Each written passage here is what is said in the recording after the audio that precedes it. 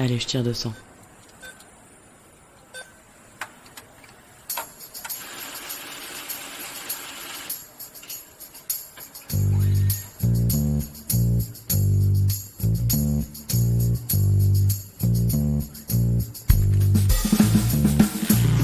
Fric, thune, Pognon. oseille, La moula. risby, Salaire. Honoraire. Prime. Pension de retraite. Livret A. héritage, Assurance vie. Impôt. Déduction. Investir. Bitcoin. Crédit. Intérêt. SCPI, Plan d'épargne action. PER. Travailler, se marier, se paxer, ou vivre en union libre, fonder une famille, épargner, acheter un appartement ou une maison. Autant d'étapes de la vie, mais aussi trop souvent d'occasions de s'appauvrir, voire de se faire avoir pour les femmes mal informées. Mais il n'est jamais trop tard pour se poser les bonnes questions sur sa situation financière et sur son patrimoine actuel ou à venir. Et tant qu'il en est encore temps, mettre en place des stratégies d'épargne et d'investissement pour éviter de se réveiller un jour complètement fauché, voire spolié. Bien sûr, l'argent concerne les hommes comme les femmes. Mais dans ce podcast, nous avons posé un regard spécifique de femmes, de mères, de filles sur l'argent. On ne vous racontera pas pour la énième fois l'histoire de l'émancipation économique des femmes. Vous avez déjà lu partout que les femmes ont attendu 1965 pour avoir le droit d'avoir un chéquier à leur nom. En revanche, si ce que vous raconte votre banquier vous paraît obscur ou complexe, ce podcast est fait pour vous. On ne vous conseillera jamais d'acheter tel ou tel produit financier. On ne vous promettra pas non plus que vous pourrez prendre votre retraite à 35 ans fortune faite, mais nous vous aiderons à peser le pour et le contre avant de prendre une décision qui engage vos sous. Je suis Corinne Goldberger, journaliste. Tous les 15 jours, avec Thierry Oyon, auteur de Les filles osons parler d'argent, nous répondons avec pédagogie et sans tabou aux questions que se posent les femmes de toute génération sur leur argent, avec nos expertes et nos experts. Comme le dit souvent Thierry, pensez d'abord à votre peau. Alors maintenant qu'on s'est dit tout ça, parlons cash les filles. Si vous avez un peu de sous de côté, vous connaissez la chanson. Les livrets classiques sont grignotés par l'inflation et beaucoup de Français ont atteint le plafond de leur livret A. Les assurances vie, elles non plus, ne rapportent plus grand-chose. 1,30% l'année dernière en moyenne, quand même le livret A fait mieux aujourd'hui avec 3% de rendement. Alors, où placer ces économies quand on veut faire fructifier ses sous sans trop de risque de perte pour pouvoir dormir sur ses deux oreilles? Vous avez peut-être déjà entendu parler des SCPI ou pierre-papier. Investir dans la pierre, on voit tout ce que c'est. Investir dans la pierre-papier, c'est déjà un peu moins clair. On fait le point sur ce placement choisi par beaucoup de Français avec Anne Cocagne, consultante à la centrale des SCPI. Bonjour Anne. Bonjour. bonjour. Thierry, mon complice de podcast, et bonjour Léo à la technique. Alors, avant d'entrer dans le vif du sujet, Anne, qu'est-ce que c'est la centrale des SCPI, l'entreprise où vous travaillez ? Alors, la centrale des SCPI, c'est une plateforme digitale qui va lier deux aspects. Donc, d'abord, une interface hyper intuitive et au-delà de ça, en parallèle, on va avoir un conseil sur mesure. La différence avec les banques, par exemple, c'est qu'on va pouvoir proposer quasiment toutes les SCPI du marché au même endroit. Alors, on va rentrer dans le vif du sujet. Ma première question, c'est bien évidemment, qu'est-ce que c'est une SCPI ? Et pourquoi on appelle les SCPI la pierre-papier ? Alors, les SCPI, c'est de l'immobilier sans gestion. Pour l'expliquer simplement, c'est un parc immobilier qui va être géré et développé par une société de gestion. Donc, concrètement, c'est une équipe de professionnels qui va sélectionner les immeubles, les acheter, gérer l'ensemble des relations avec les locataires. Et les épargnants vont acheter des parts de SCPI. Ensuite, ils perçoivent des revenus directement sur leur compte en banque. C'est un loyer qui va tomber sur le compte sans avoir un géré à bien ou un locataire. Donc on est copropriétaire, alors si je comprends bien, on achète des parts de propriété. On est associé en fait. On est associé. Propriétaire de parts, donc oui, on devient associé. Et quand on est propriétaire de parts, si l'immobilier du parc se revalorise, alors à ce moment-là, forcément, le capital investi augmente. Et alors donc, si je comprends bien, on n'a pas à avoir affaire à des mauvais payeurs, comme quand on achète, par exemple, un appartement pour le louer. On est débarrassé de ce problème. Oui, en fait, les SCPI vont sélectionner des locataires qui, logiquement, paient les loyers. Et on est majoritairement sur des entreprises qui vont être locataires du parc immobilier, ce qui permet d'éviter quelques soucis qu'on pourrait avoir, notamment avec des particuliers. Anne, les SCPI, en quoi c'est intéressant pour une femme qui souhaite diversifier son épargne sans disposer d'une somme importante à investir ? Je dirais que c'est une façon simple de devenir propriétaire. Concrètement, ça permet d'accroître la part immobilière dans un patrimoine. Et au-delà de ça, l'immobilier, c'est vraiment une valeur tangible, donc il y a très peu de volatilité. Au-delà de ça, le deuxième gros avantage, c'est qu'on va pouvoir souscrire en plusieurs fois, donc en fonction des capacités d'épargne de chacun. Enfin, voilà, par rapport à l'achat d'un appartement qui tout de suite demande une somme très conséquente, là, il est possible de souscrire progressivement. Et donc, c'est accessible finalement à toutes les femmes, en fait. Donc, c'est un placement on peut dire que c'est un placement de mère de famille. Oui, si on peut, oui, on peut dire ça.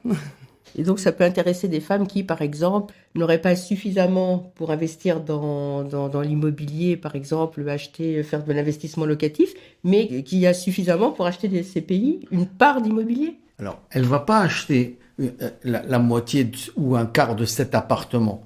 En fait, une SCPI, pour ton image comme ça, c'est 24 immeubles, ok, 3 cliniques, 2 écoles, machin. Ça, c'est une SCPI, d'accord? C'est un fonds, c'est une image que je te donne.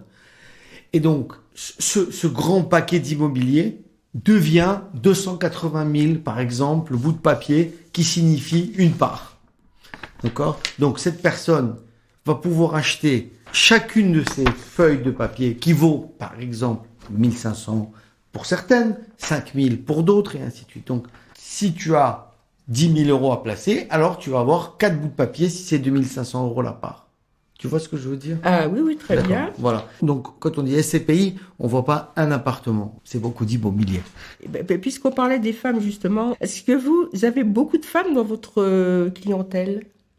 Oui, elle représente quasiment 40% quand même 40%. des clients, donc on est quasiment sur la parité. Donc c'est un placement qui se démocratise, si je oui, comprends bien. tout à fait. On a autant avant c'était plutôt des hommes qui allaient se préoccuper de l'achat des SCPI. Aujourd'hui, il y a de plus en plus de femmes et de la même façon, on était plutôt sur une catégorie socio-professionnelle des cadres, etc.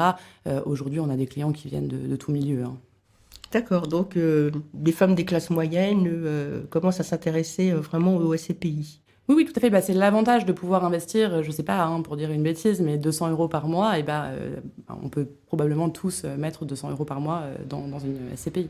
Alors Thierry nous disait justement là, à l'instant, qu'il ne fallait pas visualiser, par exemple, l'achat de parts d'immeubles, d'appartements, mais moi, ce que je voulais savoir, c'est, j'ai lu qu'on pouvait acheter des parts de SCPI d'hôtels, de cliniques, de résidences étudiantes, d'EHPAD. Est-ce qu'il y a d'autres domaines? Par exemple, en particulier, est-ce qu'il y a des SCPI vertes spécialisées dans le développement durable, les économies d'énergie, le logement écologique, par exemple? Oui, en fait, il y a un grand nombre de SCPI. Historiquement, c'était plutôt des immeubles de bureaux en France.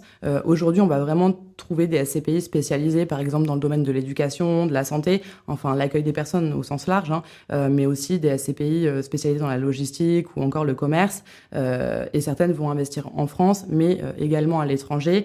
Voilà, on a un certain nombre de SCPI, même des SCPI dites diversifiées, dans lesquelles on va pouvoir trouver, dans un seul et même parc immobilier, plusieurs typologies d'actifs situés dans plusieurs pays. Donc finalement, ça nous offre une grande diversification intrinsèque, si on peut dire. Et concernant les SCPI vertes, il en existe. Elles ont généralement le label ISR. Le label ISR, ISR. Donc investissement socialement responsable. D'accord. Ce qui va traduire un engagement de la SCPI à réduire les émissions de gaz à effet de serre, mais aussi la consommation énergétique. Voilà, et surtout le confort des locataires. Ça peut être par exemple l'accessibilité en transport en commun d'un immeuble, par exemple. Bon, Anne, j'ai besoin maintenant de quelques chiffres. Des chiffres. Les SCPI, combien ça rapporte? On a vu dans le Figaro que le rendement moyen était de 4,28% l'année dernière.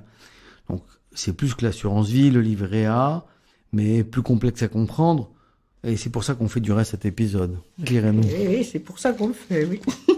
Oui, alors, les SCPI, c'est un placement qui va proposer un bon rapport, rendement-risque, si on peut dire. On a même des SCPI aujourd'hui qui vont rapporter 6%. Donc, bien sûr, c'est bien plus élevé que beaucoup d'autres placements. Le problème, si je peux dire, c'est que peu de Français, finalement, vont se préoccuper ou modifier leurs habitudes d'épargne. Et ceux qui le font se tournent généralement vers leur banquier et passent donc malheureusement à côté de placements qui sont bien plus rémunérateurs. Moi, j'aimerais savoir si le rendement, là, qui a l'air tout à fait intéressant, est versé directement sur le compte en banque. Comment ça se passe? Oui, tout à fait. Il est versé mensuellement ou trimestriellement directement sur le compte bancaire du choix des investisseurs. D'accord. Et alors, à partir de quelle somme on peut investir dans une SCPI ? Il n'y a pas de minimum en tant que tel. Chaque SCPI va fixer son minimum d'investissement. Pour certaines, ça va être 200 euros. Pour d'autres, 10 000 euros. Je dirais aux alentours de 1 000 ou 2 000 euros pour la majorité d'entre elles. D'accord. Donc, j'ai 200 à 1 000 euros. Je peux demain acheter une ou des parts de SCPI. Oui, tout à fait. Et réinvestir au fur et à mesure. Anne, les SCPI, ça s'achète où, comment, quand on n'y connaît rien, par où on débute et comment on le fait? Alors, les SCPI, ça va s'acheter chez tous les interlocuteurs financiers. Vous pouvez avoir des banques, des assureurs qui distribuent des SCPI. Après, quand on n'y connaît rien, c'est là l'intérêt de passer par des intermédiaires comme la centrale des SCPI, puisque ça va permettre de bénéficier d'un conseil, d'un accompagnement, donc tant sur le choix des SCPI que sur la façon de souscrire et la mise en place. Voilà, l'idée, c'est vraiment d'apporter un conseil sur mesure et d'avoir accès dans un seul et même espace à toutes ces SCPI, même pour la déclaration d'impôt, il y a une aide, etc., etc. Voilà, les accompagner dans le temps. Et alors, qu'est-ce que c'est une bonne SCPI ? Comment on les sélectionne et sur quels critères quand on n'y connaît rien ? Parce que bon, moi, intuitivement, qui n'y connais rien, je dirais que si, par exemple, je veux investir dans une résidence étudiante, je vais plutôt acheter des SCPI dans une ville universitaire très demandée où il y a des problèmes de logement des étudiants. Non, ça marche comme ça ou pas du tout ? Je dirais, pour vous répondre, qu'il n'y a pas de mauvaise SCPI. Dans l'ensemble, c'est un placement qui est plutôt résilient. Après, il y a plusieurs critères qui peuvent être considérés. On va regarder donc l'historique de la société de gestion, évidemment le rendement de la SCPI, sa capitalisation. On peut aussi regarder l'antériorité des revalorisations du prix des parts des SCPI, son taux d'occupation financier. Et évidemment, on s'intéresse aux répartitions sectorielles et géographiques pour lesquelles on va avoir une appétence particulière en tant qu'investisseur. On peut aussi regarder le label ISR qui, pour certains investisseurs, est hyper déterminant. Alors, quelles sont les erreurs de débutantes à éviter avant de se lancer dans l'investissement de SCPI ? Comme je le disais, je pense qu'il faut vraiment perdre l'habitude d'aller systématiquement voir son banquier. Quand on investit en SCPI, c'est mieux de se tourner vers des spécialistes du placement. Donc ça peut être considéré comme la première erreur. La deuxième, ce serait de prendre une décision trop hâtive. L'idée, c'est vraiment d'avoir compris le placement avant d'investir. Il y a sur Internet beaucoup de sites qui existent avec énormément d'informations, de conseils. On peut aussi retrouver des avis d'experts ou même des classements de SCPI par catégorie. Et une fois qu'on a bien compris la SCPI, alors à ce moment-là, se lancer et investir une somme avec laquelle on est à l'aise. Évidemment, garder des liquidités. Voilà, l'idée, c'est vraiment d'envisager le placement comme on ferait un locatif en direct, donc c'est-à-dire sur le long terme, avec de l'argent dont on n'a a priori pas besoin dans les années à venir. Le but étant d'augmenter évidemment ses revenus au fur et à mesure. Oui, parce que le but, qu'est-ce que c'est ? C'est par exemple de toucher un complément tous les mois, un complément de revenus, c'est pour préparer sa retraite, c'est ce genre d'objectif. Tout à fait, ça va vraiment être pour se créer un revenu complémentaire tous les mois. Et bien sûr, le sujet de la retraite peut être évoqué parce que c'est un vrai sujet aujourd'hui, mais on peut se créer des revenus bien avant la retraite et évidemment pour la retraite également. Alors, au niveau des charges et des frais divers, est-ce qu'il y a des frais d'entrée quand on investit dans des SCPI, des frais d'entrée, des frais de dossier à payer, des frais de sortie aussi ? Oui, alors en SCPI, on va distinguer finalement deux types de frais. Donc, d'une part, les frais de gestion, puisqu'évidemment, la SCPI, elle a un parc immobilier à gérer, donc ça engendre des coûts. Mais ces frais, le rendement qu'on vous annonce de 5 ou 6%, il est net de tous ces frais. Et pour l'investisseur, les seuls frais qui vont avoir un impact, c'est les frais dits de souscription. Mais j'attire quand même votre attention sur une petite subtilité, c'est qu'ils vont finalement être déduits au moment de la revente des parts et pas à l'achat. Donc, ils sont d'ordre de 10% en moyenne. Si on veut illustrer, c'est un petit peu comme des frais de notaire à l'envers. Au lieu d'acheter un appartement et de payer 8% de frais de notaire, on va payer entre 8 et 12% de frais au moment de la revente des parts. Ah oui, c'est une belle ponction quand même. L'avantage, si on peut dire, par rapport aux frais de notaire, c'est qu'on est rémunéré sur l'intégralité du placement, en fait, qu'on a réalisé. Alors, et comment est-ce qu'elles sont imposées, ces SCPI ? Comme de l'immobilier, je présume. Oui, tout à fait. Les SCPI, les revenus des SCPI sont imposés donc comme des revenus fonciers dans la catégorie des revenus Comme des revenus fonciers. au réel, ouais, tout à fait. Et la fiscalité donc va dépendre de l'imposition personnelle des femmes qui vont investir. Enfin voilà, celle de leur foyer fiscal pour être plus exact. Du taux marginal. Alors, est-ce qu'il y a de la CSG aussi, en plus du taux marginal ? Alors oui, on va avoir il faut différencier deux types de revenus puisque la SCPI peut investir en France, mais comme je vous le disais, elle peut aussi investir à l'étranger. Et en fonction du type de l'origine du revenu, on a des impositions différentes. Sur les revenus français, on a en effet la TMI plus les 17,2% de CSG. Sur les SCPI européennes, on va avoir une fiscalité avantageuse et c'est pour ça d'ailleurs que le placement est hyper apprécié des personnes qui sont fortement imposées. Alors, peut-on donner des parts de SCPI à ses enfants ? Ou d'ailleurs, dans l'autre sens, est-ce qu'on peut proposer à ses parents qu'ils donnent des parts de SCPI, par exemple pour les 30 ans, les 35 ans, les 40 ans de leur fille chérie ? Oui, bien sûr. On peut donner les parts de SCPI à ses enfants. C'est un acte notarié. Donc, il est possible de donner aujourd'hui jusqu'à 100 000 euros tous les 15 ans sans payer de droit de donation. Et je précise également, en dehors de la donation, il est aussi possible de souscrire des parts au nom d'enfants mineurs directement. Donc, ça peut être une bonne alternative aux livrets traditionnels.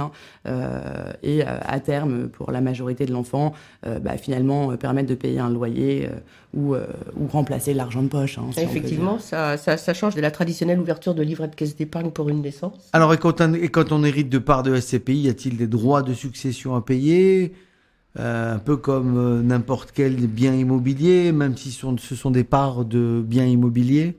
Oui, encore une fois, les SCPI, c'est vraiment considéré comme un immobilier en direct, donc ça va entrer dans la dévolution légale, finalement. Donc, on a un abattement de 100 000 euros par enfant et par an, sur lequel il n'y a pas de droit de succession.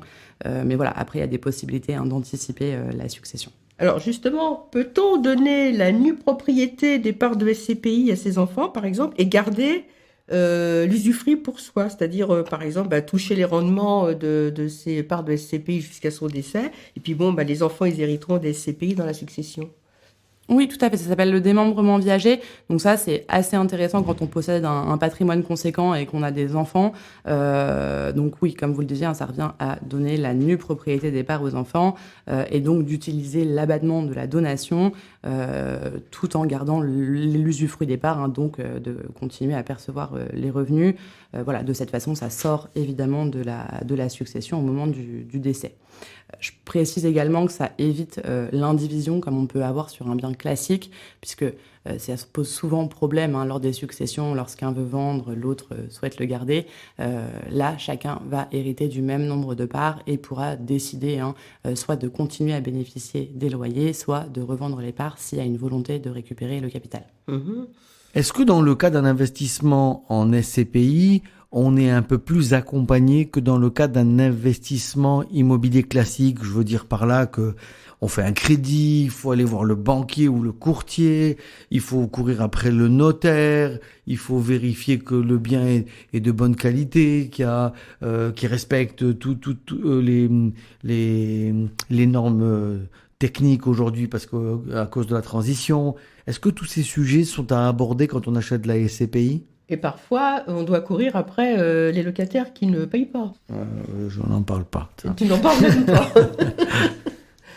Oui, alors c'est tout l'intérêt de la SCPI, c'est vraiment on délègue entièrement la gestion. Donc évidemment, les équipes de professionnels qui travaillent à la gestion de cette SCPI va considérer toutes les normes, par exemple, tout ce qu'il faut pour bien investir en immobilier. Quand on achète des parts de SCPI et qu'on a trouvé le bon interlocuteur, c'est assez rapide à la mise en place. C'est vraiment en fonction de la volonté ou non d'orienter son épargne, en fonction d'un label ISR, d'un rendement plus intéressant, d'une fiscalité avantageuse. C'est ce qui prend le plus de temps, c'est de sélectionner les SCPI. La mise en place est très rapide. Et c'est la fin de cet épisode sur les SCPI. Anne Cocagne, merci d'avoir été avec nous tout au long de cet épisode. Merci Anne aussi à nos auditrices et à nos auditeurs. On espère que les SCPI et la pierre papier n'ont presque plus de secrets pour vous. Et on rappelle que tout placement comporte un risque financier. N'investissez bien évidemment que ce que vous pouvez vous permettre. Et si cet épisode vous a plu, n'hésitez pas à le partager à partir de votre appli Spotify, Apple Podcast ou Deezer entre autres. Abonnez-vous à notre podcast. N'hésitez pas à nous laisser des commentaires et des étoiles. Vous pouvez aussi retrouver les conseils de Thierry dans les livres qu'il a coécrits. Les filles, osons parler argent chez Duno et aussi l'argent au féminin aux éditions Ellipse. Vous pouvez également nous contacter via LinkedIn et par notre compte Instagram Argent Parlons Cash les filles. Et on vous dit à bientôt pour un nouvel épisode.